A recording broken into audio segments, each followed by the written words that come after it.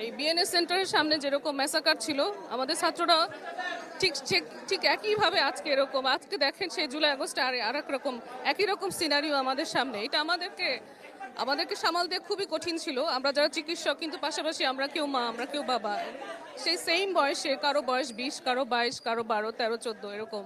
সে তখন থেকে আসছে এবং 100% বার্ন। জানি না এদের কি হবে। আমরা একটা প্রাথমিক চিকিৎসা দিয়ে আমরা ওদেরকে ছেড়ে দিয়েছি।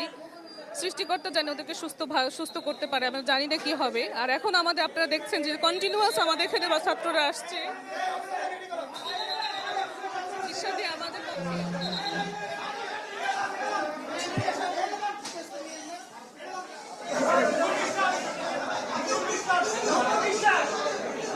সে দুপুর থেকে এই পর্যন্ত আপনারা দেখছেন কি পরিমাণ আমাদের ছাত্ররা আসছে।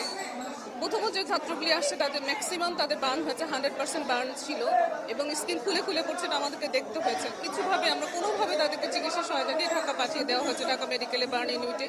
এবং আমাদের এখানে যথাসম্ভব সমস্ত ডাক্তার, চিকিৎসক, নার্স যারা আছে সবাই মিলে সম্মিলিতভাবে, এবং আমাদের এখানে যে দলীয়ভাবে আমাদের উত্তর আধুনিক মেডিকেল কলেজ পরিচালক, আমাদের উপপরিচালক যারা সবাই আছে তাদের ঢাকা পাঠিয়ে দেওয়া হয়েছে, ঢাকা মেডিকেলে বার্ন ইউনিটে।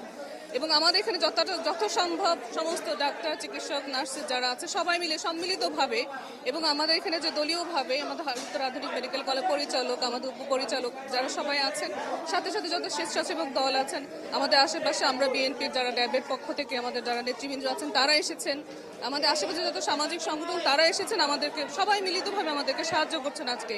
এবং এই উত্তর আধুনিক মেডিকেল কলেজের গভর্নিং বডির চেয়ারম্যান স্যার, আমাদের জার্মান ফাউন্ডেশনের উনি নির্বাহী পরিচালক, উনি দিয়েছেন যত পরিমাণ আমাদের এখানে ওষুধপত্র লাগবে, যত মেডিসিন লাগবে, যত কিছু লাগে উনি সাহায্য সহযোগিতা করবেন, এই আশা ব্যক্ত করেছেন।